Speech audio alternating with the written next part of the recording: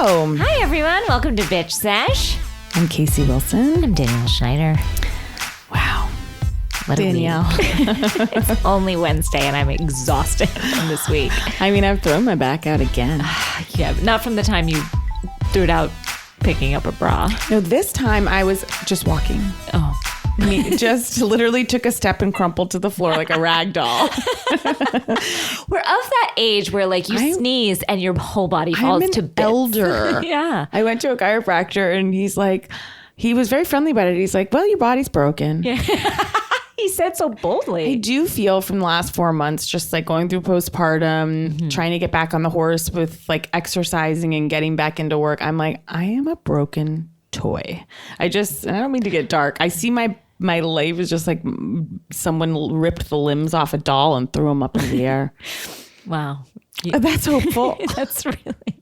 I'm okay, though. I do feel like I'm just made of dust and I've been cobbled together and any wave can like knock me down and I'm destroyed, you know? Like, well, like I recruited so many friends for my boot camp and we did one day and I was like, yeah, that was yesterday. Yeah. And then immediately I had to email everyone, I've had to quit.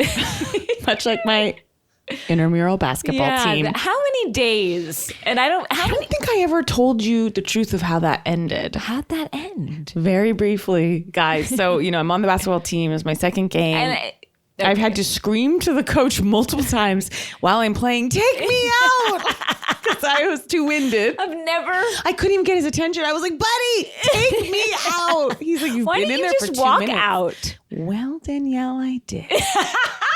So it's halftime. Was that what it is? Halftime? Sure. Okay, it's halftime. Intermission. No, intermission. Yeah. For intermission, the curtain's fallen, and I'm backstage, and I'm sitting backstage on the bench. Mm-hmm. And I got a phone call from a friend, and it was a serious phone call. So I stepped out into the parking lot to take it, and then kept on walking. Never came back. Got in my car and left. And did no one come calling?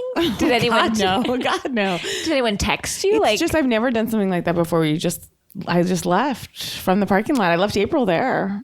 She had a ride, but like it was crazy. I followed up with the girls after. I just was like, my cardio does not support this type of work. Anyway, so my back's thrown out again.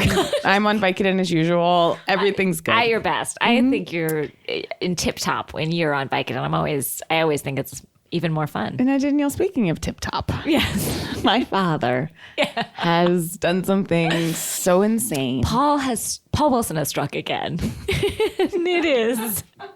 When you told me this, I gasped out. Like my reaction was, and I'm not like, like that was the honest reaction I had when you told me this. Yeah, I know. And me. Although after living with him so long, I was like a little less shocked, but it still shocks me anew every time. Well, and everyone hear this, when you told Matt McConkey this, I was on a text chain. He said, my only shock here is that you're surprised that this happened.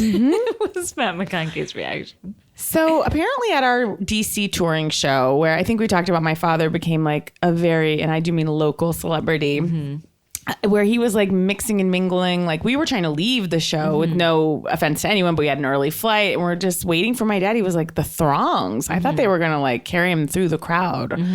And he literally had a line of people trying to meet him, take photos with him. It was very sweet. And he embraced it in a way that I've never seen anyone embrace celebrity before. I saw someone realize their dreams like that day. As did I. And it was, so we were happy for him, you know? Thrilled. So apparently these 2 girls had come up to him and basically said like, oh, we're from Alexandria too. Cause the show is in DC like proper, but my dad and I are from Alexandria, like 5 minutes away. They're like, we're also from Alexandria. My dad takes that opportunity to give them a business card. They followed up and they emailed him, and that show was a long time ago. Yeah, like 6 months. And very sweet girls. And they wrote and they're like, hey, Paul, not to me. They're like, we're such huge fans of Bitch Sesh. We're fans of Danielle and Casey. And our other friend who met you at the show is having a birthday party. And as a surprise, and they were even like, we know this is insane. That's insane. Like, we know this is crazy. And we're, like. It's a shot in the dark. Yeah, sure. It's like, yeah, we've all been there, just like wondering if you would stop by Murphy's Tavern, just. So I saw this, my dad forwarded it to me. And how much notice was he given? That night.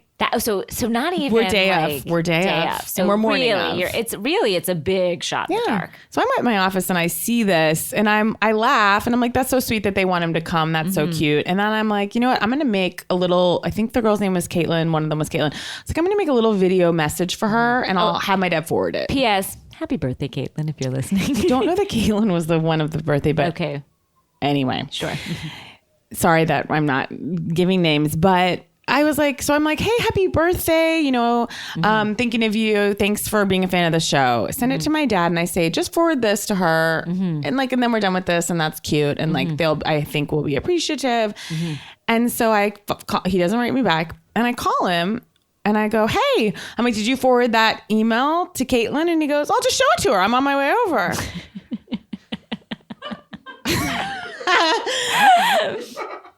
I'll show it to her. I'm on my way over. Wow. There are certain celebs that you just feel like you can get access to, and he is one such. He is available. The way Richard Simmons, before he went into hiding, was like, I took a Star Tours, and he just like came out and shook everyone's hand in the bus. And I feel my dad is the like Richard Simmons. And probably will also go into hiding at some point for unknown reasons. But like, so he went. It was so shocking. And I was like, I wonder how my stepmom feels about this. Yeah, I was curious too. Younger gals, cute gals, Yeah. But he has no sexual intent. Like, he's just like, he is coming from a place of like, yeah, they asked, of course. Yeah. Why wouldn't I go? He's like, I had a great time. He's like, it was fun. He went for about an hour, I think. I didn't even follow up with any details. And then he texted me frantically. He's like, they want to know when your show in New York is. And with all due to them, I'm like, just look it up.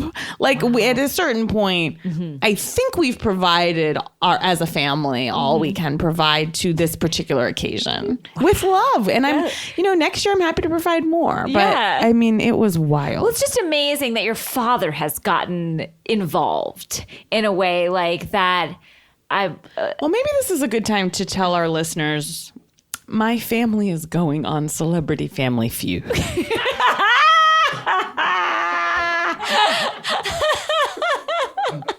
I think it's the perfect time. It seems like a natural transition. It feels like a natural evolution. Yeah. Now, who in the family will be participating? It's caused some controversy in the family because I had to choose only 5 family members. Wow. And basically, I got an email from my agent. She's like, you've been offered Celebrity Family Feud. We're passing. Basically, like, we didn't even think about it. Like, obviously passing.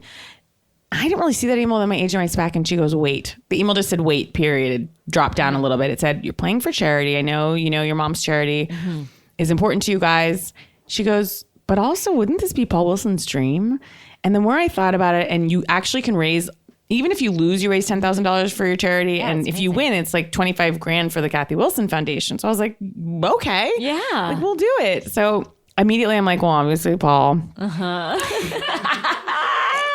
And you do know that every member of my family is currently working on a screenplay? No, I can't see. Okay, I'm going to get to our guests, but just know that every single stepmom, dad, brother, sister-in-law. All of them have screenplays? Working on screenplays. One of them a multi-arced pilot. None of them in the industry, and they do not live in California, in Los Angeles. So I knew kind of who would be up for this. Yes, okay. So my stepmom, Marjorie, my dad, my brother, Fletcher. And then it was like, who else would be great? And immediately I got to go with my sister-in-law. Of course. Shira Casp, who's been on the podcast. Yes, she's the lighthouse. Of course. So that was a no-brainer. And then it's like, that's our team. That's a great team. Now, who got hurt? Who got hurt was my husband. My brother's wife. Yeah. And my sister-in-law's husband. And David's parents. No, no one was hurt, but everyone was just kind of like, wow, we see where we stand. We weren't like, on the list. Like, this is where the rubber hits the road? Sure. Yeah, like, this is it. Like, it's kind of like when you pick bridesmaids. It's like, well, this is it. We've had to draw a line in the sand and like. And you didn't make the cut. But I meant it more just like who would want. Oh, my cousin got very hurt. My cousin Brian. Cousin Brian. How dare cousin Brian get hurt? He does have the personality for it, and that was hard. But first cousin, what are we dealing with? We're very close. I know, Danielle, but look, people are hurt, you know? Yeah, and people get hurt all the time. Yeah. And I tried to tell everyone, I'm like, this is a tough fucking business. Yeah. You want to write your screenplays? Get used to this. Like, and don't look Steve Harvey in the eye when we go because of his memo. So Shira said the funniest thing that I'll go, she was like, who do you think we're going to play? And she was like, I bet she just somehow I feel like we're going to play the Cuba Gooding Juniors. Should be amazing. Really? All this is to say, sorry, last part. So I got an email from the producer and it was like, we need to figure out like all the tax stuff for your charity and vet the charity. So you can't just take the money like for yourself. I'm like, great. So I did send it to my dad who runs my mom's charity, blah, blah, blah. Then he's like, yeah, I've got some questions for the producer. I'm like, I'll get on the phone with the producer and I'll loop you in. I get on the phone with her. She's lovely. I'm like, listen, I just want a warning. My dad's very excited about this. I don't know what he's going to say when I bring him onto this call. To which she says, Paul, I've already been talking with Paul. Oh, I love him so much. I've already been talking with Paul. I've already been talking. I mean, I myself have fallen under Paul's influence and have not been able to stop him many times. As I said, like the day he revealed you were in labor on the podcast, when you were like, don't let my dad say I'm in labor. The day you tweeted my newborn son's name. Yeah, like the days where like I was like, April and I were literally like, Paul, you're not saying it. Paul, no. And he was like, and I'm doing it. He won't be stopped. And you have to yell at him and you've picked the right way. I've never yelled at another person's parent before. That is not in my wheelhouse. Why would you ever? He pushes you to the brink. And I found myself going, no, Paul. In a way that I don't do. Well, we just are getting crazy texts from him like midnight or like 4 a.m. his time. It's like, we can't wear black. We've got to be in bright colors. And then he's like, is everybody watching and doing the drills? Okay, well, we will move on from that. So that's just what's going on with Paul. I can't wait for that. Yeah, we're taping it in February. So he's a showbiz man and you have introduced him into the life and he has taken to Shira was like, you know how the celebrity's kind of like in the first spot occupying that? She's like, just switch with Paul. Yeah. Like, just give this to him. He's going to move you out anyway. Yeah. Let's not have it be on camera. We have one more little piece of news, and this is on a sadder note. You know, people come into your life, and they're very special people. And, you know, there's someone in my life that's been more than a friend. She's a girl, not yet a woman, but she's become a woman recently. And I received the news yesterday that a member of my team, my Mikey, if you will. Your creative director. My Julie Plank, my Pickles. Yeah. April Mouton has quit. And when you told me, I was shocked. It's been 5 years. Yeah. 5. Now, she did it in a beautiful way. Quit even, I think, sounds a bit harsh. She's just ready to move on and pursue her own creative opportunities. And I said no. No. I'm so happy for her. How did she present it to you? Beautifully. She just said, like, I feel like it's a time, you know, and I want to leave. We're on such great terms and move on. To other times. No. Just like if she stayed longer, you know, when someone wants to fly, they need to. And I'm so happy for her. But the great news is she's still going to be with us on Pitch Sesh. Yes. So it's the best of both worlds. So she's still She's like, I'd rather not sort your underwear anymore, but I will record your podcast. Yeah. So you're with us. I don't know. You'll be traveling with us. You will be involved in the podcast. You will be. She's not going to change for you guys. Yeah. But for me, who's packing for me? Guess we'll have to call Rocio. Rocio, you're up, baby. I will take any and all submissions for a can-do gal or guy who wants to babysit and babysit you or your babies. both. Wow. This is the end of an era, but I think the beginning of a beautiful one for you, April. The new assistant. The new assistant that will be getting all the swag that Casey doesn't want anymore. No. It's been a great run, April, so cheers to you. Fly high against the sky. So high I almost touched the sky. Thank you. Thank God for you. The wind beneath my wings. Let's take a break.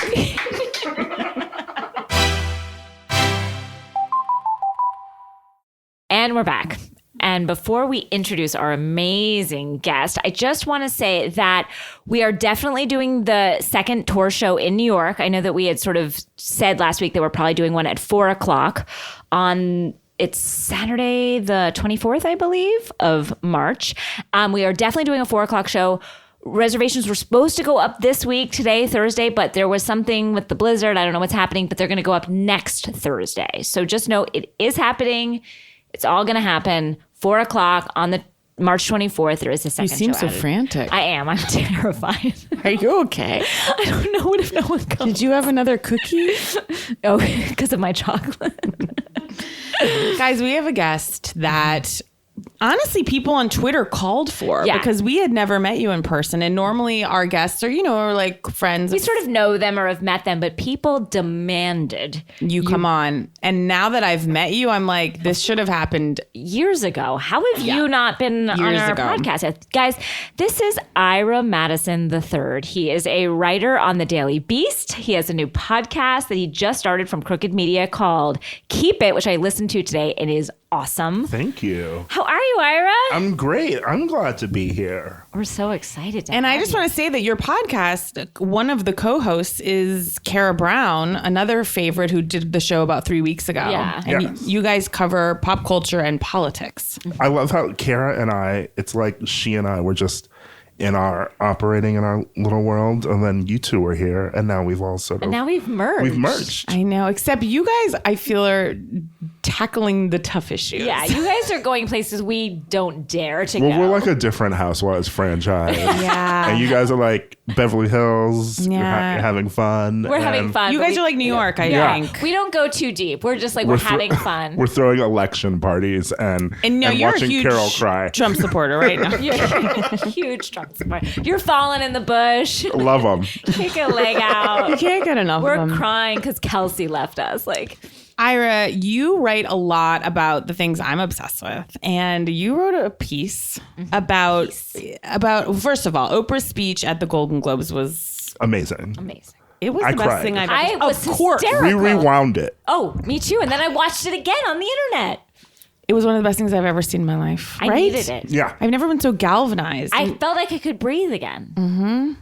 It was. Thank you.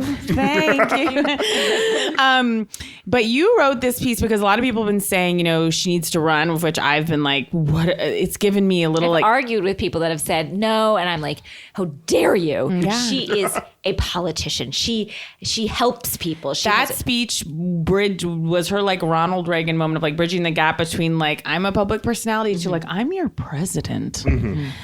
We've never had that speech from Donald Trump. No. But you have a different opinion. You don't want her to run. I just feel like I love Oprah. Of course you do. I love Oprah. You're a human being. I love her so much that I don't want her to go through the presidency. Wow. That's love. Oprah's Yeah. life would be miserable. Think about Oprah. She has a day room where she just watches. She has a day room where she just reads the New York Times. Like she talked about this in a Vanity Fair interview. I don't imagine that she can have that sort of peace and freedom if she's in the White House. No. Like you don't want people stomping into Oprah's room when she's trying to have like her tea and be like, you know what? There's a problem with North Korea. Especially on Sundays. I mean, that's her day. We will not have Super Soul Sunday anymore if she's president. No. So you're right. I don't want that for her, but I feel like she's up for the challenge. And I feel like she's actually taken a good rest. I know she's running on, of course, but I do feel she's like stepped out and back. Don't you? Like, I feel like she has been resting. She's been called to because the people need a voice of reason in these times. But don't you think she's been resting a little bit since the show, or not really? a little bit, but she's still doing so much. I know. She's like on Greenleaf. Mm-hmm. And when I was watching it with people, they were like, wait, Oprah's on a TV show? I was like, I mean, she shows up for one scene a week, but, she's like special guest star. Like, she's pulling the whole and Joan Collins she's thing. Of course, always on her magazine. Last I saw her, she was like pulling dog sleds in a sleigh. The book club still exists, apparently. Super Soul But Sunday it's Super Soul podcast. Sunday. Yes, that podcast is amazing. You're right. She's You busy. said something, I believe, in the article, which was just like, we don't want her to have to be a politician. Like right now, she can say what she wants to say. She can come down where she needs to come down. And that's the thing. I feel like she speaks emotionally, and I feel like she represents sort of the best parts of like the Obama presidency, when we would love his speeches and like we would cry and we would say, oh my God, that's a leader. That's like who we love representing us as Americans. You know, it's sort of why people love Justin Trudeau. You know, they say, oh, he's pretty, you know, like, because we don't live in Canada. You know, I'm sure there are people in Canada who hate him. Yeah. They're like, oh, he's always in fucking America hanging out with Obama. Come back here. Yeah. So I feel like we don't want her to have to be like deciding our taxes or really getting into the nitty gritty of policies, which is why it was so weird. Sarah Huckabee Sanders today was asked like about Oprah, and she was like, you know, I enjoy Oprah, but I really don't agree with her policies. And What people policies? on Twitter were like, what policies? Her book club, like giving away Pontiacs? her friendship with Gail. Yeah, her beautiful cauliflower in her garden. Bread? I mean, Her favorite things. Weight Watchers. It's like that just gave me like a flash forward. I felt like That's So Raven. I had like a flash forward of like, wow, that's what people are going to do on Fox News every day. And the great thing about Oprah is how uniting she is, but because the country's so divided, she would then People will come up with reasons turn. to hate her. Yeah. You actually are. I don't want that for her, but I'm like, God, in these troubled times. Reading after I read your article, I almost felt like, how dare I? You know what I mean? How dare I ask for more? How dare I?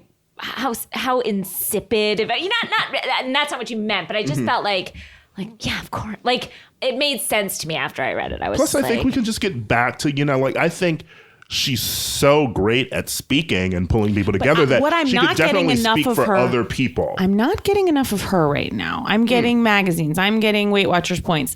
I want her, and that's think why people I'm just loving the miss her. podcast. Yes. Yeah. They want the show back. I truly miss her. Really? We want the show back. I don't need Will and Grace. I want Oprah back. Reboot Oprah. Oh, please. Reboot Oprah. Reboot Oprah. That's a platform that I can stand I by. think it would be really cool if she was president and had the Oprah show at the same time. It was just like working it all out. I also like, it's so interesting that Oprah was so pushing the like kind of more spiritual, not agenda, but like all of that spirituality stuff. Remember people like dropped off her show and she did that. And now all of that has like risen to the greater consciousness. Yeah, she's even said that on her podcast, which is like, this used to be considered, like when she's talking to Shirley MacLaine, she's like, One thing I was bummed about with Oprah, and I can't believe I'm saying this, is a little bit, I kind of wish she came out harder against Donald Trump. Like, I feel like she's kept it very, and maybe that's just because she's got more dignity or is like. Well, that's my other thing. She's always felt very apolitical to me. Yes. Like, I mean, like, I feel like even for decades, she's felt very apolitical. Like, she may be able to give like an emotional speech that seems like it might be about like civil rights you or can kind something. of project your own thing onto it. But sometimes. people project that and they're like, oh, she's talking about like Reese Taylor, you know, so she must be talking about civil rights. But then like when you listen to it, it's like, oh, this is just like a nice story that's telling you about something Rosa Parks did and using it to inspire people. Which wouldn't but offend it doesn't, people But who it doesn't love really Trump. talk about the current political climate that exists in. And she's not really saying what we should do or how she feels. Like, we don't really often know how Oprah feels about a lot of things. I know. See, When again, we do find out, that's when she has her wild moments. Like, do you remember the time that she yelled at James Fry on TV? Yes, I remember. I felt duped. Like, yeah. that was like Her stuff with that was Ayanla? Yes. And she's like, you hurt me. You Yeah. left. Or honestly, maybe the most real we've ever seen. Oh, When Mary Tyler Moore came out? yeah. Yeah. Yeah. Is that what you were going to say? Yeah. Because I feel like if we want Oprah presidency, we probably won't get those moments. Mary Tyler Moore's got to be VP. Yeah. We'll get R.I.P. her presidency will probably be a lot like her trying to put up with Lindsay Lohan. A lot of, oh, okay, let's congratulate that. You didn't drink 10 vodka sodas today. Okay. Wow. Thank you for that. Yeah, I told you. That's how I felt. And what did you make of the Golden Globes? And then we will get to Housewives, everyone. I mean, the best part was when you showed up, Casey. Right? Now, did everybody see Casey Wilson's appearance on the Golden Globes? I screamed. It was brief. It was brief, but it was impactful. I mean, basically, it was as impactful as Oprah's speech. Yeah. I mean, I think everyone was saying the moments they remember most. The highlights. Oprah's speech, Natalie Portman saying, and the male nominees for director are. That was so fun. Oh, Fierce. It was amazing because every man was like, you saw their reaction. Guillermo del Toro was like, He was sort of like, how dare you? he was kind of like, he made that crazy sea creature. And he was like, But then a typical, kind of guy, he was just like, you know what? I'm still going to take full credit for this. I'm good. yeah, they're fine. Yeah. I loved the Globes, sort of. I felt like they were really fun this year, which is weird because, it was like a somber year. I thought Seth Meyers did the unimaginable, which is he made the monologue funny given the circumstances. And he was also the only, maybe because he was giving the speech, the monologue to open the show, he was also sort of the only man to talk about any of the Me Too or Time's Up things that were going on. He had to do it by necessity because he's giving the speech, but then it ended up just being all the women doing the heavy lifting. Always. As always. On a lighter note, you have recently gotten into Vanderpump Rules, Ira. I have. Is this the lighter note? I mean, it's a dark show. Vanderpump Rules is maybe darker than The Leftovers, but I am completely obsessed with it.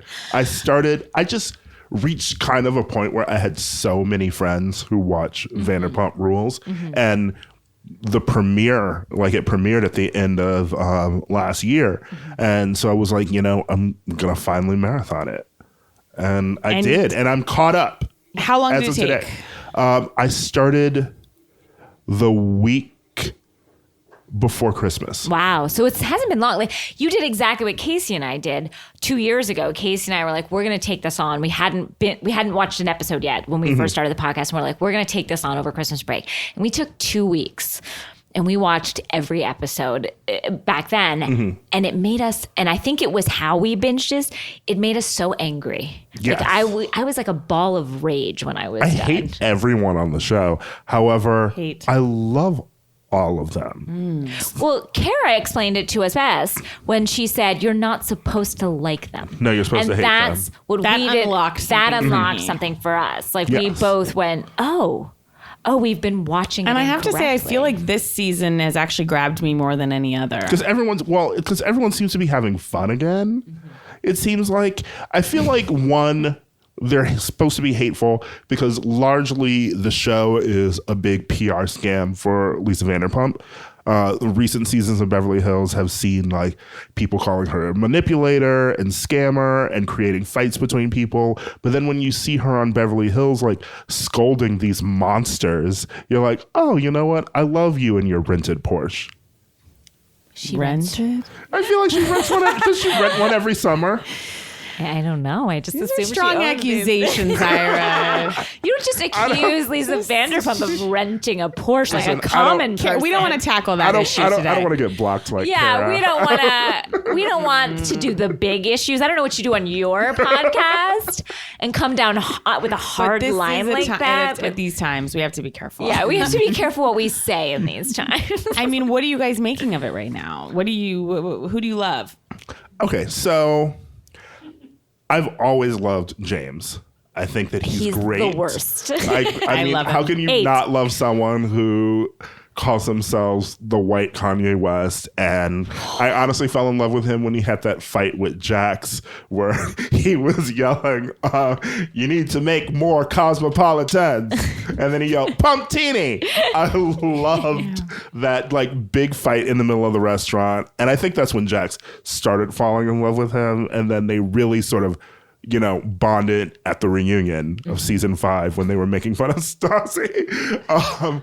But someone else who I love, who this is going to be controversial. I love Katie. What? I'm going to put this way. You better. Katie is who a friend of mine, a comedian named Ray Sani, has described as one of her favorite reality show personalities. It is the character who is always right, but does not know how to argue their point. I hear that. But is also Katie, always boring?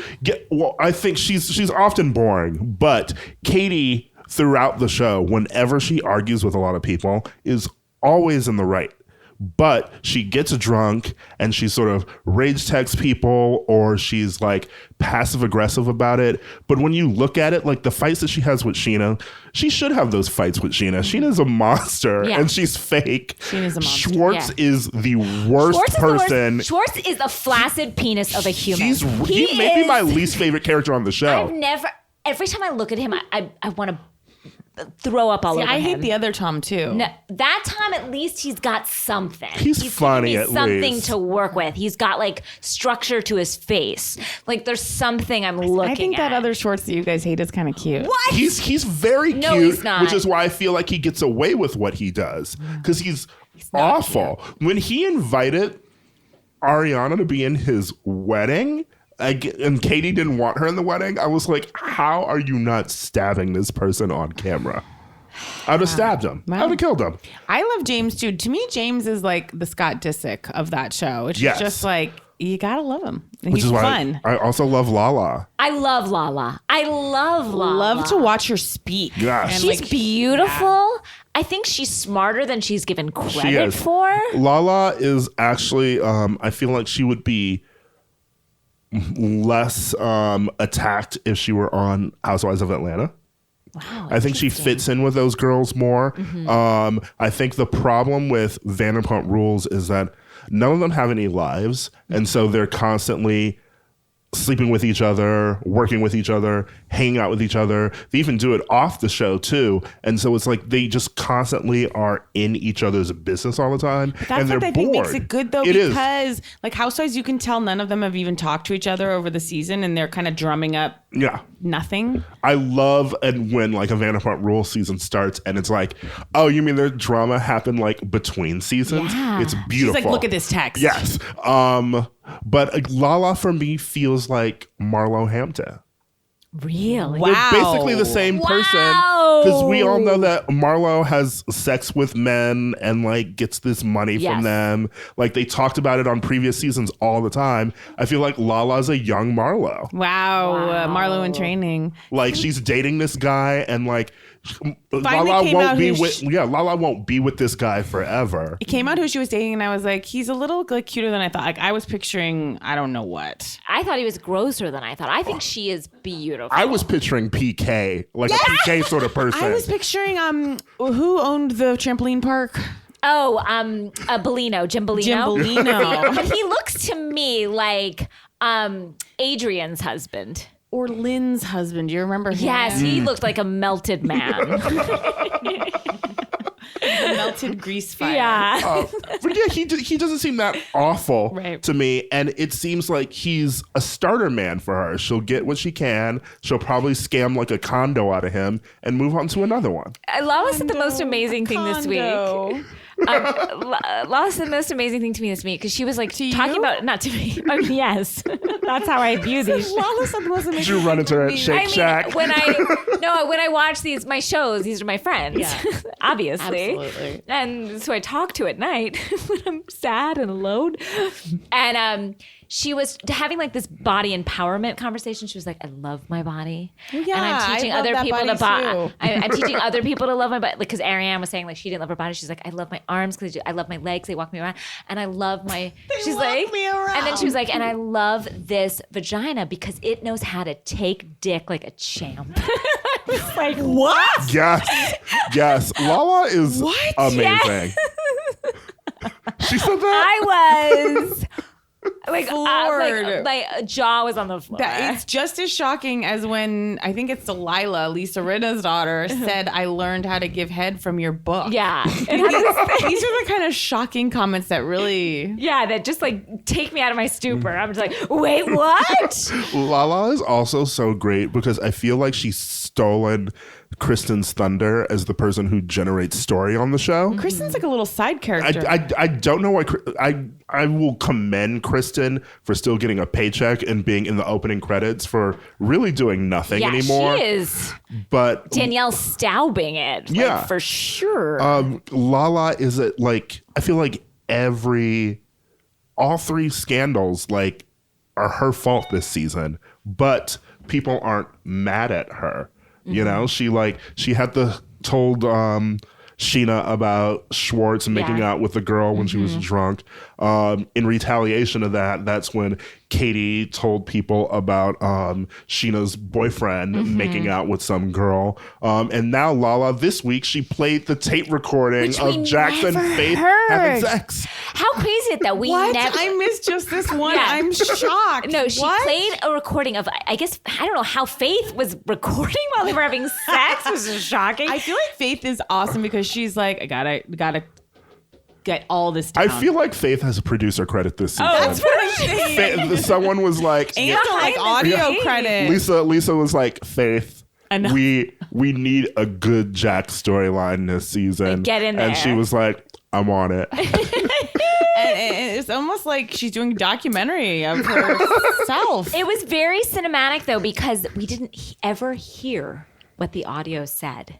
All we saw was reactions to the audio. And Ariana was tweeting something about, she thinks like legal wouldn't let them play like the recording. Probably because Faith recorded it without Jax knowing about it.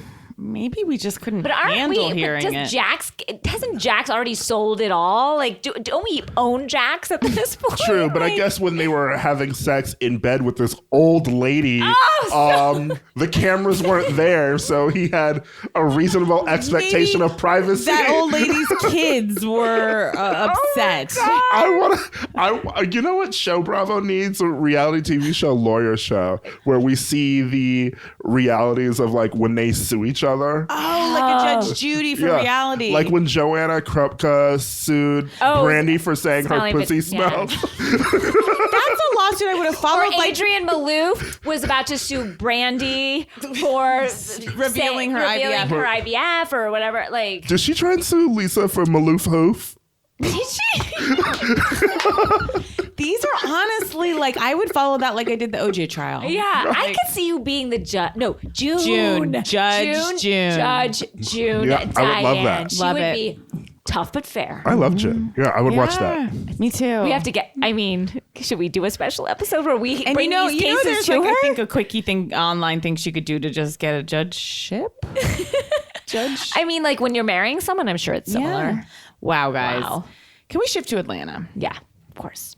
I am loving it. This week, I just loved it. I'm like, I have like snatches of it, snapshots of it, but Marlo's in the mix. Marlo.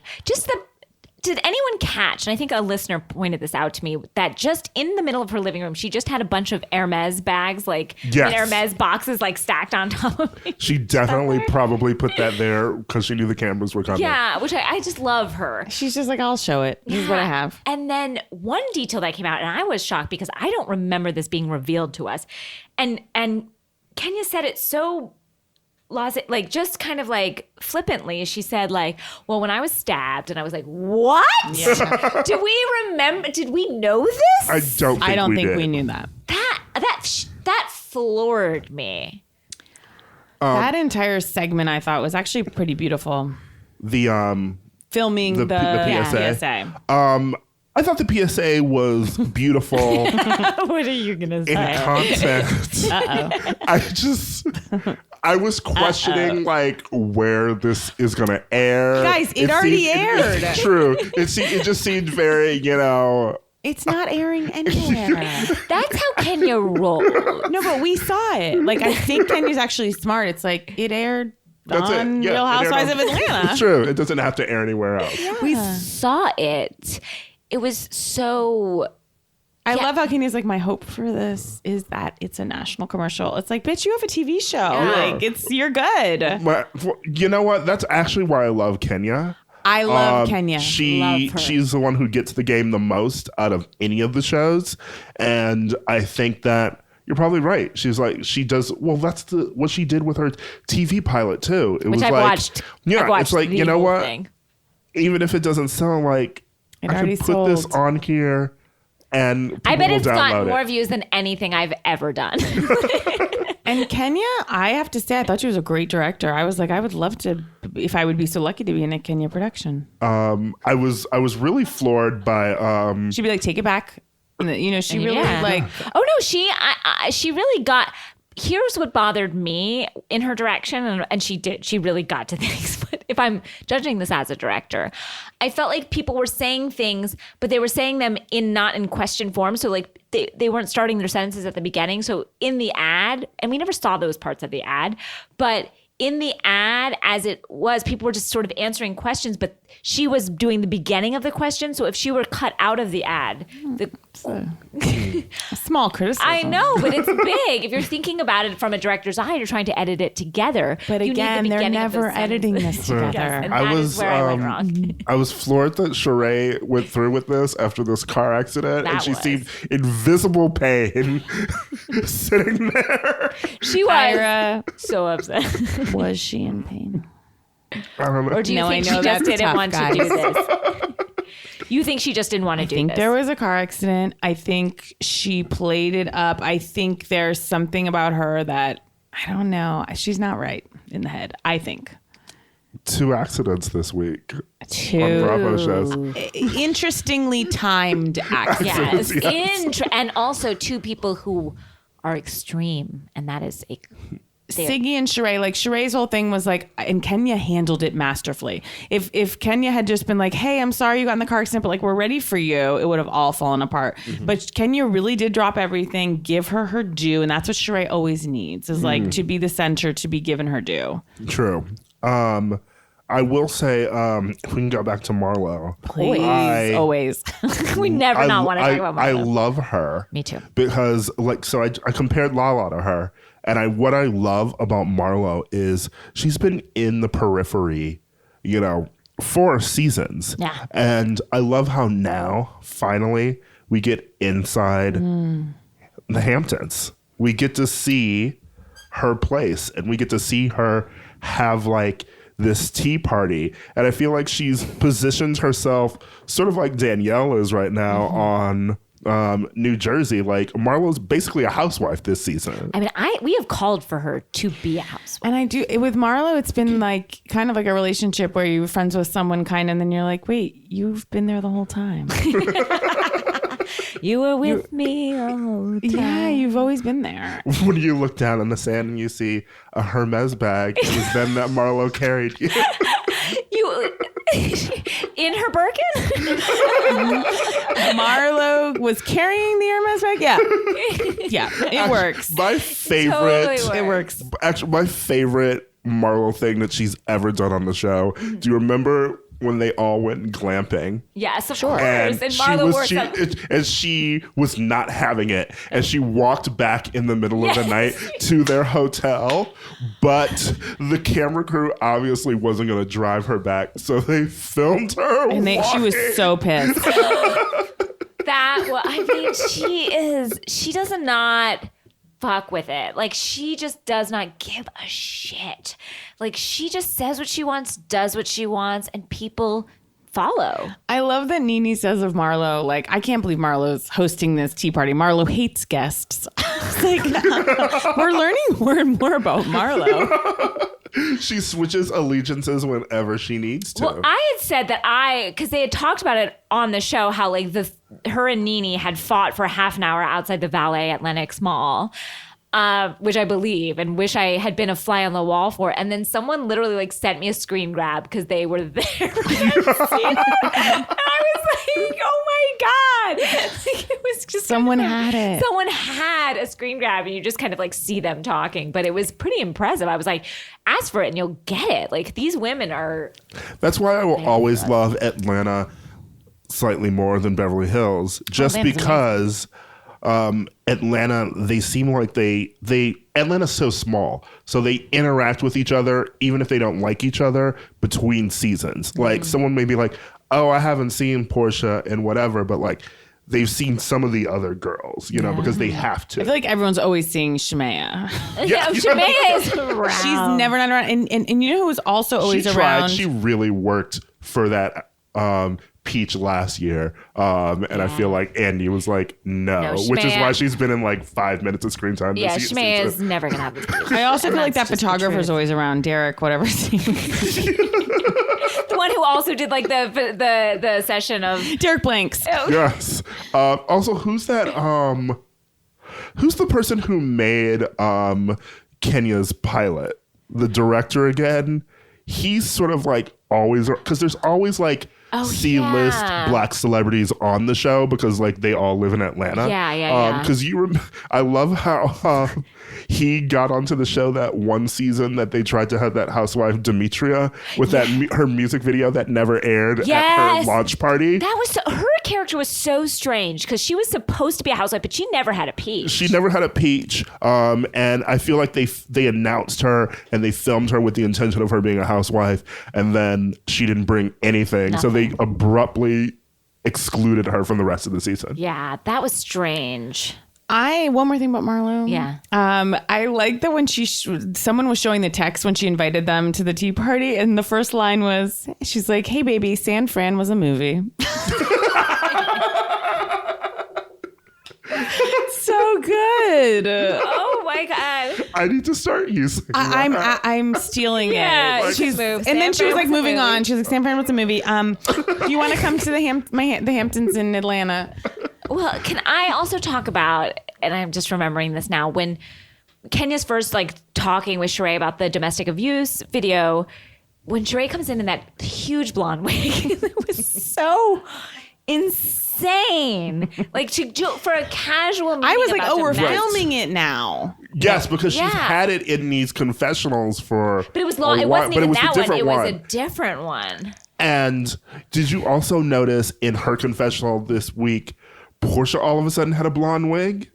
No. Portia had a blonde wig during one confessional scene, and it was like, when did they film this confessional? Guys, what I've appreciated across the board is they have amped up the amount of confessional looks. Yes. It used to be like 3 and you're like, whatever. Like, 2 times watching Beverly Hills and Atlanta back to back, I gasped. One was when out of nowhere, Nene is wearing a blue shimmery like outfit with wings on it, and it was like the lowest thing you've ever seen, and her breasts are oiled to just oiled up. I was like, whoa.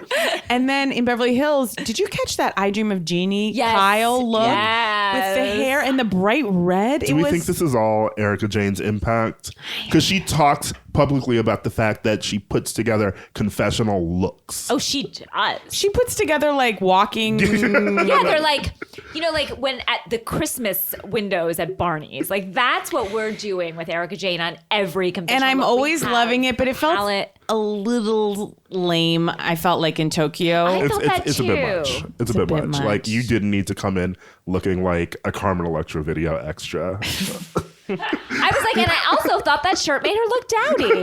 And I'm just gonna say that. Now, does Mikey have any, like professional background in styling?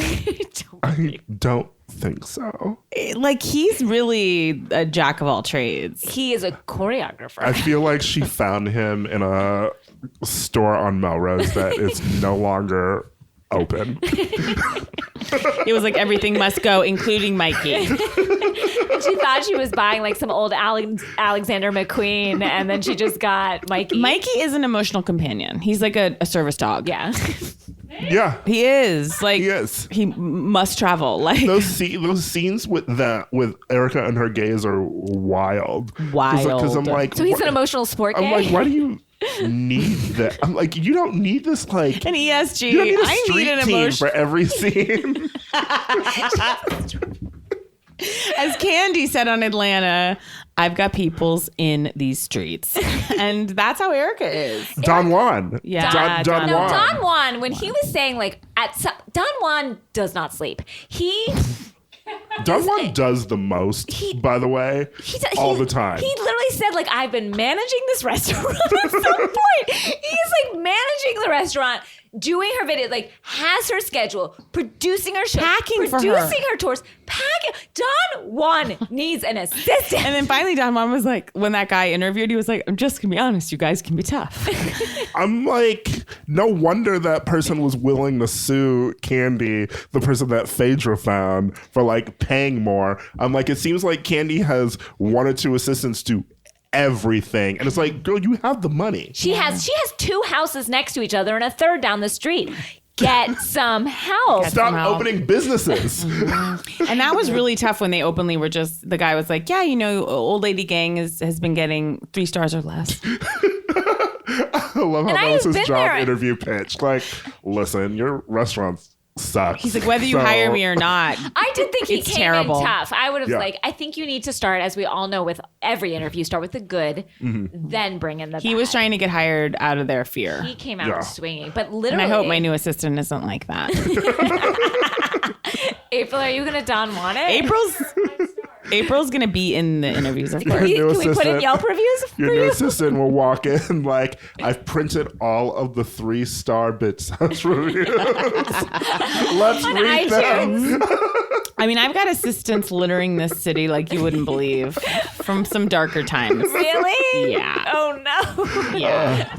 Yeah. The season is fun.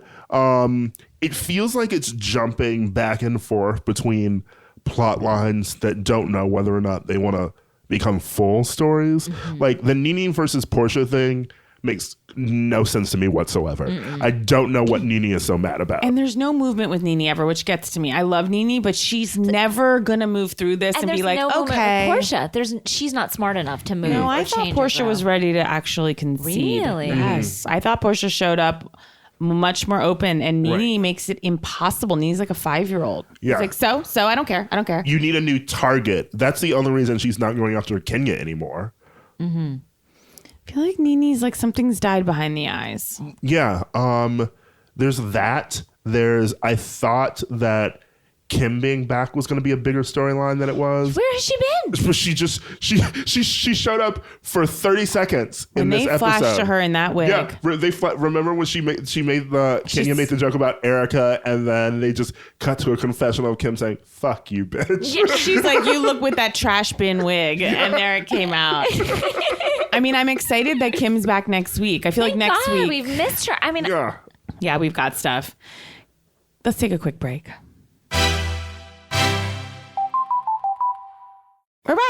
We're back. Should we transition to Beverly Hills? I guess. I mean, there's always more to say about Atlanta, but we do have 2 more cities to cover. I will just say the Proud Mary commercial broke my heart. Anyway, let's go. Did you guys watch that commercial? I can't wait for Proud Mary. No, it's not the movie. The commercial. I'm so sorry. Oh. No, Proud Mary looks amazing. The Housewives did a commercial. Oh. For Proud Mary. For Proud Mary, and it was very poorly acted. Well, didn't they do that? It was. Didn't they do that one Halloween commercial too? It was like, what? I don't know why they keep trying to do skits. No, it's so bad because Proud Mary, when they do that commercial, that looks fucking amazing. And then you have Kenya and Cynthia being like, "Well, I'm going to be." They go to a gym. And they're like, "We want to get in shape so we look like Proud Mary." And it is so like, it made my skin crawl. Like, just stick to what you do. I cannot do these Bravo commercials for movies because you are ruining them for me. Well, what's funny is it reminds me of the difference between these British and American reality shows, because I don't know if you two are familiar with Made in Chelsea. We've Claire has been trying for us to get into that. You need to watch it because they added all 13 seasons to Hulu. I'm sorry, all 13. All 13. But I watched it. Well, some of the seasons are very short because it's like when they go to New York, it's just like a season. They're there for like a few episodes.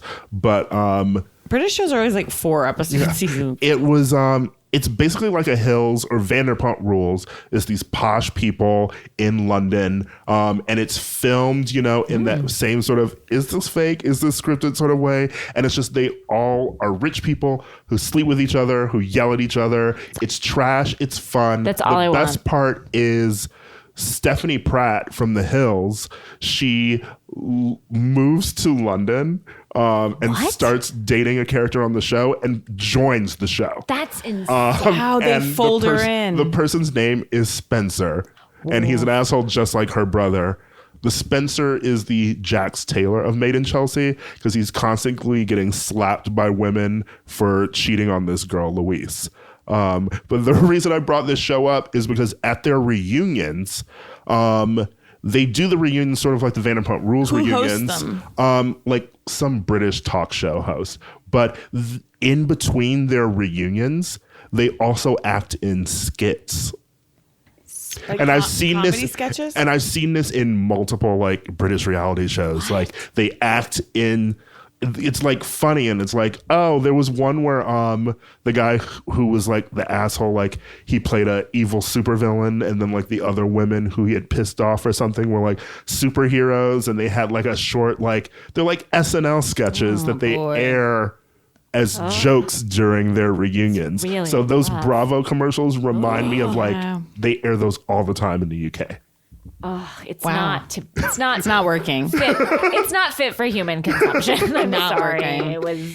It's a poor choice. Poor choice. Guys, I don't have that many thoughts about Beverly Hills because I did a little experiment with myself, which is like I took a step back and I was like, I'm just not going to take notes. I'm going to let it wash over me. Okay. And I mean, of course, I have some thoughts. What were your guys' thoughts? And the wash was probably like What's more of a douche? taking or- a shower in a sink because there's really nothing happening. It was a whore's bath. I splashed at my pits a bit, and here we are. Took a wet wipe to your cooter.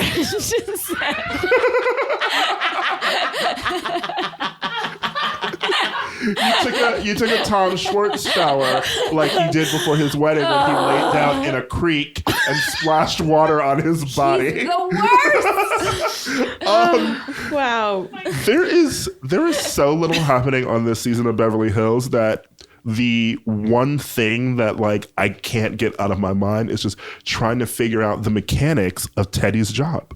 Oh, I don't know what it is. Accountability code. So does that mean like if I'm sitting here with you two, I get a text from Teddy that says, "Hey, you're supposed to go to the gym." Yeah. she's like, hey, she doesn't even leave her house. That's her job, to not leave her house. You have to leave yours, but she's not going to leave. And hers. it doesn't seem like she's even offering, but maybe she has like nutritional support or something. It just seems like she's like, I'll just try to keep you on your plan. Can I ask you guys, I felt this about Teddy this week, and I don't know if you guys have gotten this, but I'm getting a very Kelly Ben Simone energy from her. Anyone else? From Teddy? From Teddy. I don't find Teddy crazy. Yeah. She just seems very. She's got the same angles in her she body. seems severe. Maybe that's what I'm Yeah. picking She up seems on. like she just. She's just always kind of like, whoa.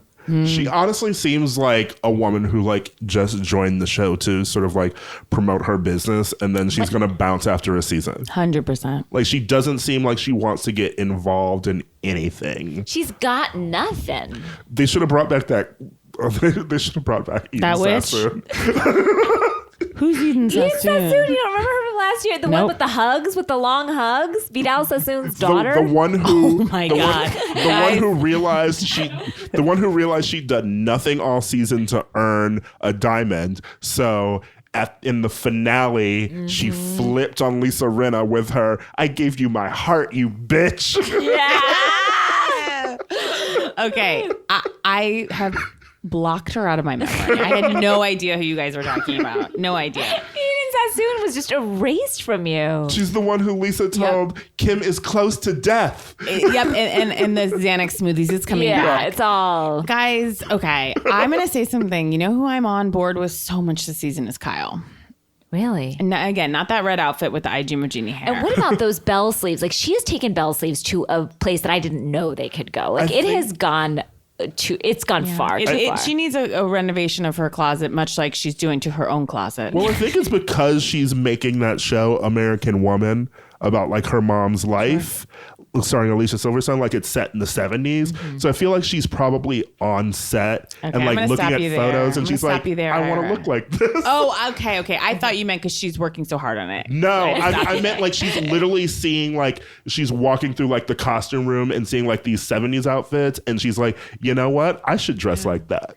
I want to get my eyes on the show. I'm actually excited. Me too. I do need to see it because I feel think like it looks could be kinda good. cute, yeah. Like I saw just a picture, just a still frame, and I was like, I'm in. Yeah. Like it didn't and I take love much. Alicia Silverstone, so I'm hopeful. Very hopeful.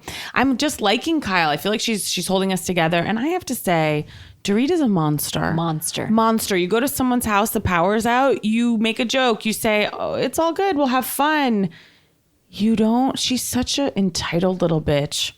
Where PK was the voice of reason this episode? Oh, yeah. When PK's the voice of reason, like, get out. PK was like, Dorit, please.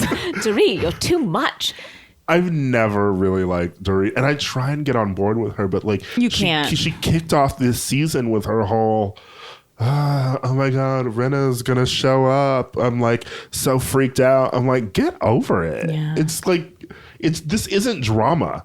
And meanwhile, Rinna's star is rising on this show. Oh, it Yeah. is. And she's feeling I don't know if it's Delilah. I don't know if it's Amelia. Her star is rising. Well, because she shifted from being she realized that she was the villain. Yes. And this season which she was playing. Yeah, and she's come in and she's like, I'm not doing that anymore. No. She's like, maybe I'll go for best gal pal. Yeah. I'm gonna be fresh. Have we ever seen Rinna cry? Yes.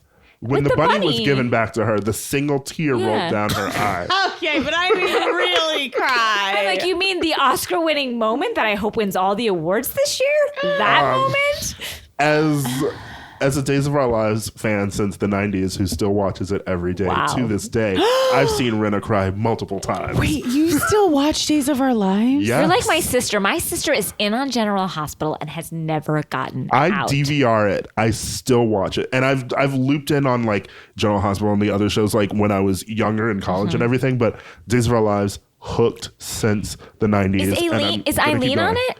She is back on it soonish. Her character appeared recently to let you know that she's back in the mix and doing evil things, but she hasn't reappeared yet.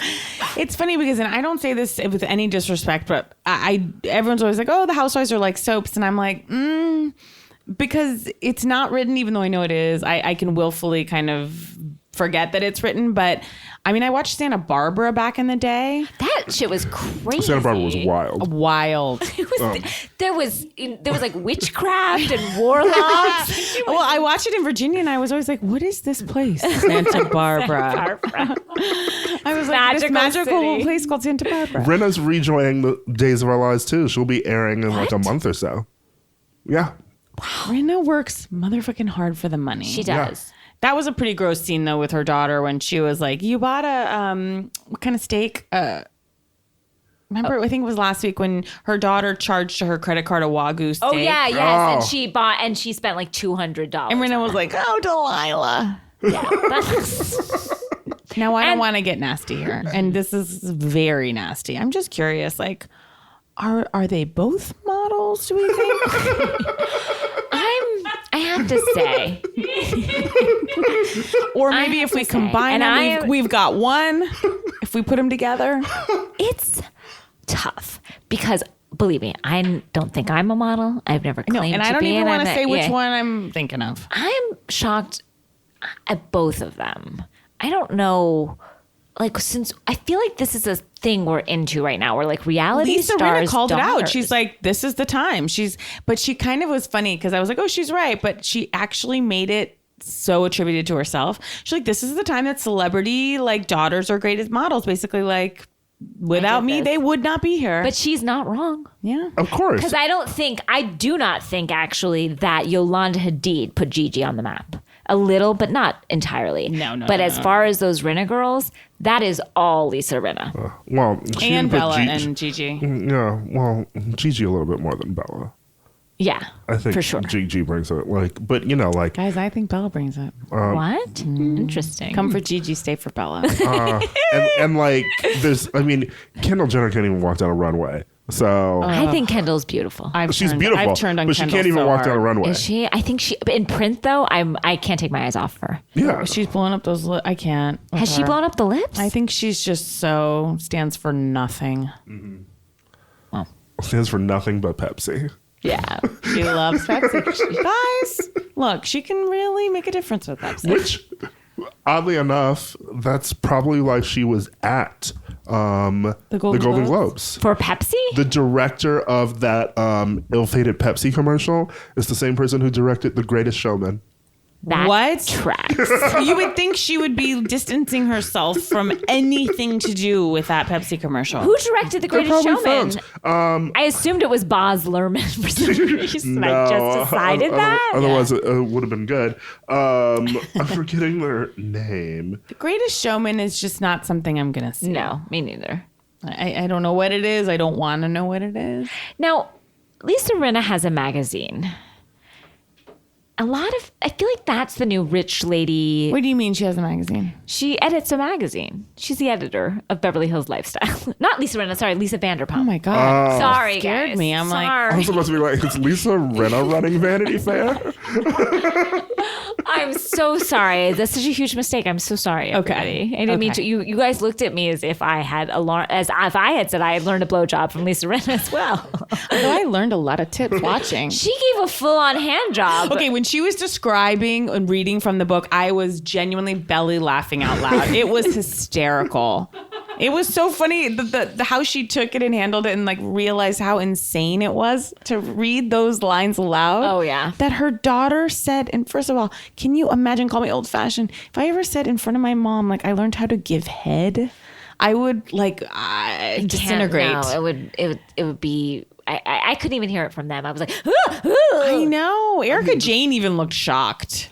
I mean, imagine growing up with Lisa Rinna and Harry Hamlin, though. Yeah. I feel like they're a very I sexual feel like my couple. parents at that point would have been like, you're doing that even at that age? Like, Lisa and Harry were probably like, listen, Delilah, we're going to have a key party tonight. We're going to stay at your friend's you think house. so? I think Harry is very kinky. Yeah. He gives it off. Yeah. Do you think they're up to stuff? Yes, for sure. They have to be up to something. I contend that everybody knew what Kim Richards was talking about when she said, let's talk about the husband. But what is it? Whatever it is, all of those housewives know, and they weren't going to talk about it on TV. Wow. Like, it has to be something. I'm I don't think Kim shocked. just came up with that, like, out of her. I'm shocked because I feel like there's never been a secret we haven't been privy to. No one's ever respected a boundary. Yeah. What could it be? True. Unless there are other boundaries that we just don't know about. I'm pretty sure Mauricio has other women in other cities. Wow. He travels too much. Other women? He came on the It's me. scene. Wait. Mauricio came on the scene last night. When he walked into that house looking sweaty and my mouth was drooling. I know. I'm the way so attracted to Mauricio. Me too. I have loved Mauricio since season 1. I mean, think like right? Love how they you first guys act had- like you're the only ones championing him. I feel like when he was first in like a swimsuit in season 1 in their pool, I'm like, who is this man? And they do seem to have a very loving relationship, do. despite what we just said. They really do. Guys, really quickly, Camille's guy, I thought really handsome. I thought he was very handsome, a very Yeah. gorgeous David Foster type. I was I'm happy attracted for to. I her. support Camille. I'm team Camille. I love her. I feel like let's wrap her up and send her off. Yeah, like she showed Well- up at a party this day, and you're like, "There's She's Camille. married now. Let's True. put her on a boat and just shove her off the You know shore. what? Camille should come around with Allison Dubois. Let's bring her back. I would love to see. Okay, Allison did Dubois. you guys see the upcoming episode in Atlanta, the new psychic we're getting next week? No. No, I don't think I did. What? Guys, Allison Dubois is going to the wayside. A new woman shows up and points at, I think it was Cynthia, and she goes, you don't have much longer to live. It's shocking. Yes. I can't wait. It's like nothing I've ever seen before. I just thought Dorit, and then look, I do want to say, like, I've shown up for a few things where I really didn't know what I was getting into to shoot something. Not that I believe me, I'm at a much, very, very like low level, but at points I've been like, wait, why didn't you let me bring my own glam squad? Like, I have gotten annoyed at things like that, but it was like with a friend, I thought Dorit just behaved so poorly. Yeah. Yeah, and then I want to like Dorit because I think she's beautiful. I do, and not that you want to like, but there's something about her I'm not attracted to, but I'm rooting for. And she makes it so hard to root for her. I know you guys just don't like her. Like, I want to like Dorit. I mean, I get it. Her story seems nice. She's like a Connecticut girl who fled to Europe and amassed several accents, traveling in some sort of circus of thieves, I presume. You've made up I don't know. Married a couple part princes. You really made up a backstory. And finally settled for a frog. Yes. Or really a pig. A pig man. He's a pig man. He is disgusting. I know, but I am loving her in that sparkle testimonial look. Me too. I can't take my eyes off She it. does a great look. Yeah, she's beautiful. I can't take my eyes But I off couldn't her. believe how she wilted under just like a simple hot night with no lights. It was like she disintegrated in front of everyone, and she got so drunk. Why did she call Camille a cunt? Like, what was the segue? I know it was a joke, but I didn't even know what it was off of. I think someone was saying to her, like, be on good behavior, and she was trying to do a bit, but it was so inappropriate. And I do feel I felt the fear in Camille's testimonial where she was like, not in front of David. Like, guys, I fucking am holding on to this guy from the skin of my teeth. Not tonight. Mm-hmm. I love the sort of etiquette of different housewives shows, because it's like, imagine if anyone said cunt at a party at Dallas. Those girls would go off and be like, this is inappropriate. Even You're Orange being County. classless. Orange County, Heather walked away when someone, remember last year, or 2 seasons ago, Heather was like, I can't take this. This language. It's a fucking word. I mean, who cares? Yeah. Dorit just... And then Atlanta, they don't give a fuck. They don't. And that's why they don't pretend to have, like, because all these women are just pretending that they have class and course. that they have the etiquette and style and breed. Like, it's all pretend. It's like Luann. Atlanta and New York don't care. Yeah, you strip away Luann, and she is still like, not really, but you know what I mean. And so that's what comes out when she's boozed up. But like, Atlanta, I generally don't like Bethany, but I like when she strips away that, like when they were in the Berkshires and like she really just went off and was like, you fucked everybody, Luann. Like, that's the real Bethany coming out. That's the real Bethany, all right. Guys, should we do Jersey? To bring it home. To bring it home. We all watch it together. I'm just going to set the scene just with the most devastating lines. Pablo Neruda once wrote, if I could write the saddest lines. And here they are. This was Teresa's daughter on the way to see her father in jail. I wish I could rewind the time. Teresa says, I wish I could rewind the time too. It was very dark. It was very dark. Very dark. I guess I didn't really process the fact that, and she said it, that she lost that year with her mother being in jail. Like, that is another emotional layer to this. I know I've posed this question on the podcast, but I don't feel like I've gotten a good enough answer. And that is, why did Teresa go to jail? It seems to me she did not know what shenanigans her husband was up to. And maybe she signed things, but I don't think she was willfully, you know what I mean? She was stupid, but I don't believe... I don't know. Maybe I'm willing to take her side because I feel like she was. No, I get she it. didn't know what was going on. If Teresa went to jail, Phaedra Park should have gone to jail. Oh, you think Phaedra was involved? Because I fully believe Phaedra knew more about what Yes. Apollo was doing Really? than Teresa knew about 100%. what her husband Phaedra's was a doing. smart thought woman. Phaedra, no, see, I did not think Phaedra I think was Phaedra knew involved. everything. Really? Phaedra knows the law. She's a smart woman. Yeah. See, I'm so naive because I was like, no, Phaedra, he was keeping it away from her because she wouldn't have let that too happen. smart for that. No, Phaedra is the Mike Pence of Real Housewives of Atlanta. Wow. She sees some shadiness and she slowly edges out the room. It's With like, a smile. With a smile and has some southern like, I don't know if you charm. read Fire and Fury, No. but you notice Mike Pence is never in that book. Really? He knew what Michael Wolff was up to, And he said- and he was never in a room when any of those tape recorders or people were talking. Why did they let Michael Wolff in? Because they're idiots. Right. Okay, thank you. That's the answer I deserve. It's not the answer I like.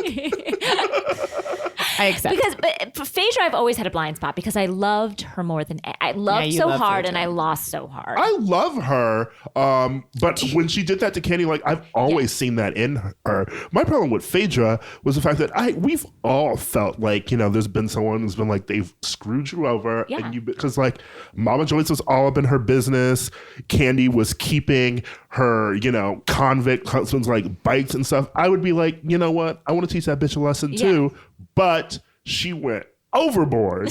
With this rumor, it's like cockamamie plan. That was just try and sue her, girl. Like, do something. like it again.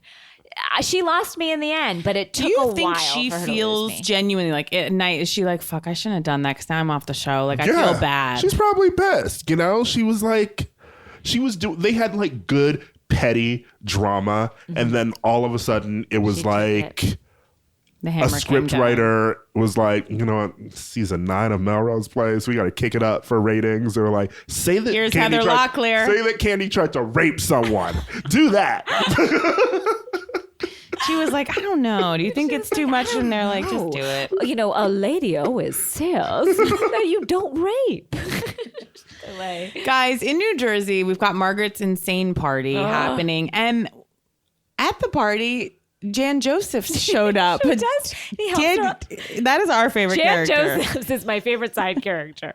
And Jan, Jan Josephs, Josephs. when, you know, mustachioed husband is nowhere to be found, Jan Josephs is helping her on that fake horse to be pulled through a party for 2 feet. That was the saddest entrance. Because we'd already seen her. We'd seen the horse. And then it was like, now see them together. But they really pulled, like, they literally was like, pull them. Real quick, everyone just go, it was like, and she's here. It was like at a Jewish wedding when they do the hora and like no one can kind of get them up there, and then it just like slowly disintegrates. And I know I've said disintegrates 100 times. Yeah, that was the weirdest part about that to me. It's like, here's an entrance, but you've been greeting people at the door the entire night. And to enter a foot on a horse, like it was so anticlimactic that, and everyone was like, oh, that's a horse. Why are there disco balls in the bushes? Oh my God. It's the party planner. And then we've got Glenn in Beverly Hills. In Beverly Hills. Oh, poor Glenn. Glenn sweating up a storm. Oh, poor Glenn. He's like, Glenn, it doesn't matter. The lights are out. I worry for Glenn. Glenn is overworked. Poor Glenn. But he talks back. Like if a party planner ever talked to me that way. He's like, shut the fuck up, Kyle. He's like, come, we'll do what I fucking want. Shut your mouth and go sit Someone's down. getting candles. He's just not what you picture a party planner to be. This guy You is like, think? this guy's like cutting a fish for you. You know, like it's so. Sorry. You know, like when you just see Glenn, you're just like, really, cutting a fish. there was the weird disco balls. There's this awful like furniture setup, whatever that they have for the party, which the closing like info about Margaret for the season was her mom and her boyfriend have kept the party furniture up in the room. I'm like, this is sad. Because So her stupid fucking boyfriend can't get the house together. Meanwhile, Jan Josephs could have probably. I know. And then she had picked, like, you know, she did that repeating photo of herself, but it wasn't like the Marilyn Monroe thing. No. And then it wasn't a good photo of her, and it just like appeared very large 3 times, the same one. Yes, it wasn't like Warhol-y. No. It was the exact same. It was a glamour shot. It was neither here nor there. It was a blown up passport Yeah. photo. Let's not be generous and call it a glamour shot. I'm sorry, I meant like a mall one, but yes, no, you're right. You're totally It right. absolutely Kmart was. 90s Yeah, photo. like it was just like someone was like, "Hey, Marge," and she was like, "Huh?" She went to Like- Kinko's and was like, "How big can I get these?" And they're like, I mean, the quality's not great. I was kind of hoping after the horse ride, a princess and a prince would come in, and that's Margaret's stepchildren. We're never gonna see nor hair nor hide. Nor hoof of that. They're gone, Casey. Okay. We have to let them- you and Margaret have to let them go. I don't know. I mean, Jan Joseph is not helping. Jan Joseph's trying to help. He's made it clear. He's like, I don't know. And Siggy. Ziggy is honestly, she's competing with Dorit for one of my least favorite housewives ever. Like, Siggy is abysmal. Yeah. Every single second this season has been a pain to watch her. Except I feel like, And both of them I find very beautiful, so it's Yeah. confusing. I thought she was maybe going to be amusing when she first showed up and like walked into that restaurant and was like, "Hey, it's me. I'm in Boca." To be the loudest person in Boca is surprising. Like, you know, like as a person from Boca, I'm like, everybody there is loud. Like no one's shocked. And then there comes Siggy and you're like, wow, like we don't know from this. Why do her kids call her Sig? I guess it's like my grandma's name was Louise and we called her Wheeze instead of grandma. Thoughts? Yeah. I know now we're touching But it's on weird that it's their mom. Yeah. I So it's know. like, why wouldn't you just call her when mom? Joshua. She sounds like when she yells for Joshua. Like, remember in Big? I love the mom in Big, and his Yeah, name was Joshua. Mercedes Rule. Mercedes Rule was always like, Joshua. Hey, why you kidnapped Joshua? Joshua, you're so big. There's a titular line. Yeah, she did say, why are you so big, Joshua? She had looking back, quite a scene to play when she basically had to understand that her son was big, or did she ever never decide that? No, she never knew. I think She thought he was kidnapped by a she nice thought- guy. Yeah, by. I love how we're dissecting the plot of Big. Okay, it's a great movie. It works. Great, It works, guys. it works. Yeah. So I mean, Siggy managed to take Dorit's worst storyline, which was focusing on a pair of panties all season, Yeah. and decide, you know what, I'm going to up the ante from that. Focus on a cake. Yep. So I was like, she kept hammering in this cake etiquette all season, and then she turned on Margaret, and I'm like, this is insane. Yeah. Though I will say, I was a little bit on her side with Margaret because I could see Margaret was trying to angle to be a star this season, and her friend is the reason that she joined the show. But were they and within the friends? first episode, they probably weren't even Yeah. friends. With the first episode, though, she immediately switched allegiances and became Siggy's enemy. And to call her soggy flicker out of the gate. Yes. The Guys, person that done that was brought nothing. Margaret No. came out guns blazing Yeah, now. she brought her. Are you She guys brought her to suggesting the- someone should be upset by being called soggy flicker? Here's I what would I'm laugh. I don't know. Well, you know what? We won't Well- know. But Well, none of these none women of have our a names- sense of I'm humor. trying to think what we Can could call any of our names turn into? Lyra. Yours sort of rhymes with Casey and Casey, but soggy, but you get Wasty. Big Wasty. Wasty Casey. Yeah. Well, that's true. Danielle Dunsmell. I mean, we're trying. Ira Kryra. I mean, all these are fantastic. These are all fantastic, guys. I mean, I think have we come to the that was end? the yeah. I Oh, mean, we- that we- was the end of Jersey, and it was We did miss Siggy showing up at the party in a cast with a sling. with a sling, in house shoes and a yellow sock. yeah. Those shoes. I don't know. And we all really struggle with the timeline. Every time we've gone to the emergency room, it's been 4 to 6 hours. At least. She showed up in a sling and a boot in a half hour. What Yeah. was the boot for? She, I guess, her foot. Because remember, she tripped down all the stairs. But they said there was nothing wrong. They said she had a sprained ankle. She said sort of sprained. Yeah. Because Dolores kind of changed it. Dolores like, she said she's got a sort of sprained ankle. I would completely buy that Siggy just was chilling at home, put on this cast that she had lying around the house, Yeah. and showed up at the party. Why is Dolores up Siggy's ass I so don't much? know, like, that power why? dynamic needs to shift. Up Siggy's ass so much, but also yelling at Teresa for not being up Siggy's ass as well, because they've all Yeah. known each other for so long. Who cares? You did point out it was really great when she yelled that Danielle was a slob. Oh, Yeah. because it's such a beautiful insult that I don't think any of us have heard in forever. Just like, you're such a slob. And in that context, you're such a slob. I was sad for Danielle at the end of the season because this was supposed to be her comeback year, and she had a poor showing. It petered out. It petered out, and then to not even get a Freeze frame. freeze frame at the end with an epilogue. Would you call it an epitaph? I think I called it an epitaph because she's dead to me. To be But, fair, does she need one? I feel like Danielle is like would've the liked win. it. She She appears. She's like the wind. Through my trees. I would have liked a little closure. She seems just like such an open, seeping wound. I would just like a to pussy. see a little closure. I feel like she never quite, like now she has to go back to her daughters and be like, they didn't give me a face frame. She got that apology from Yeah, Teresa, and then I feel like she was done for the season. Yeah, she won't be back. Andy doesn't want her back. No. Will Jersey be back? What more do they have for us? I think Jersey Will they should ever just go. let a franchise go? I They think did they with should let it go. DC. They did with Miami. But I mean with like a big one. Yeah. Miami had at least 1 or 2 seasons in it. Three. Three? But like this is a long running show. Yeah, it seemed I it would think seem it's time weird. to say goodbye. They shortened this season. I feel like we need to get they need to have another season of Jersey where they're like the final season. Well, you know how like Downton Abbey where they just did a movie Yeah.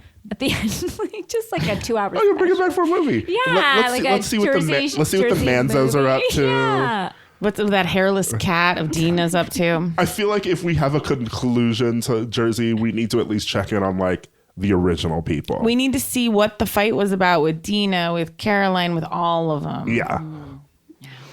Wow, guys. Ira, you are a fountain Yeah, of you're a knowledge. national treasure, Ira. Thank you. You really have done your work. All I do is watch soaps and read That's Wikipedia. clear. That's clear. And everyone should listen to your podcast. It's called Keep It. It is. And it's from Crooked Media. It's so good. The first episode is great. And Kara's on it and Louis Vertello's Yes, on who I it. follow on Twitter, who's they're hilarious. Both great. I love them. Listen so that we can be the Margaret to Our Siggy. RC. That sounds about right. Wow. Thank you so much, Ira. Thank you for having me. Thank you, April Mouton, for your service. R.I.P. April. R.I.P. She's been on the front lines, and she's coming And she home. has taken, and she is going home to Jesus. She has died.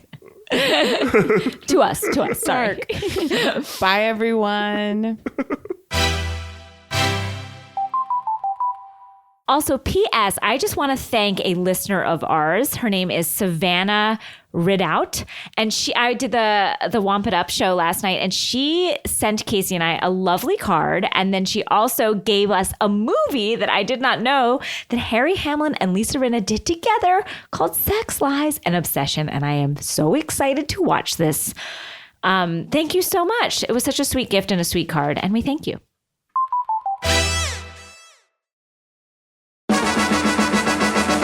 Hi, I'm feminasty Erin Gibson. I'm homosexual Brian Safi, and we host the Throwing Shade podcast. On Earwolf, We talk about women's issues, LGBT issues, pop culture, 90 Day Fiancé. We go through all of it. We've had guests like Kay Cannon, Trixie Mattel, Ira Madison, Matt Belisai, Paul F. Tompkins. and us. Yes!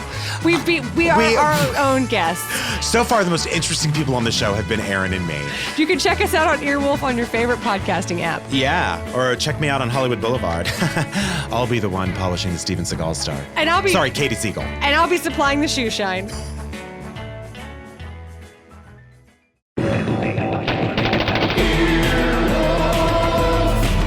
This has been an Earwolf production, executive produced by Scott Aukerman, Chris Bannon, and Colin Anderson. For more information and content, visit earwolf.com.